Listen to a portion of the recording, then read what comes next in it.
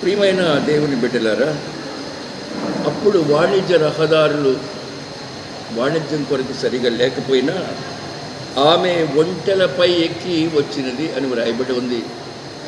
సుమారు ఇది క్రీస్తు పూర్వం 8వ శతాబ్దమందు జరిగినటువంటి సంఘటన. ఈమె వందల కిలోమీటర్లు ఒంటెలపై ప్రయాణం చేస్తూ వచ్చి ఈ షేబరాణి సొలొమోను యొక్క వైభవాన్ని నిజదేవుడు అని గ్రహించింది. సొలొమోను యొక్క వైభవానికి కారకుడు దేవుడైన యెహోవా అని ఆమె గమనించింది. కనుక దేవుడికి స్తోత్రాలు చెల్లిస్తూ కానుకలు కూడా సమర్పించింది. ఆ కానుకలు యెరూషలేము దేవాలయం నిర్మాణానికి అత్యంత ఎక్కువగా ఉపయోగించబడ్డాయి.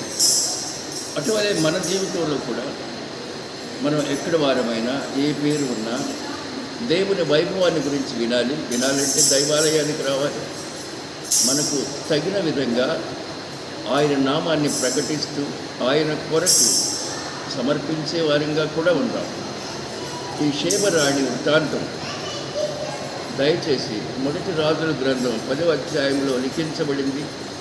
అందరూ శ్రద్ధగా చదువుకోవాలని కోరుకుంటూ ఉన్నాను. ఈ షేబరాణిలో ఉన్న చక్కని సుగుణాలు అక్కడ రాయబడి ఉన్నాయి. నీ బల్ల వద్ద కూర్చొని భోజనం చేసే సేవకులు ధన్యులు, నీ ప్రజలు ధన్యులు, నీ దేశము ధన్యులు. ఈ రాణిగారు సొలొమోను మహారాజుని ఆ ప్రకారం ఆశీర్వదిస్తూ ఉంది. అలాగే పరిశుద్ధ దేవుడు కూడా మన యొక్క కృషిని బట్టి, మనము దేవుని యొక్క సాగిలపడే విధానాన్ని బట్టి, ఆయన స్తుతించే విధానాన్ని బట్టి మనకును ఆయన దీవెనలు సంపూర్ణంగా సాధించునుగాక. యేసు దేవుని నామములో మీ అందరికీ ఆత్మీయ వందనాలు చెల్లిస్తున్నాను.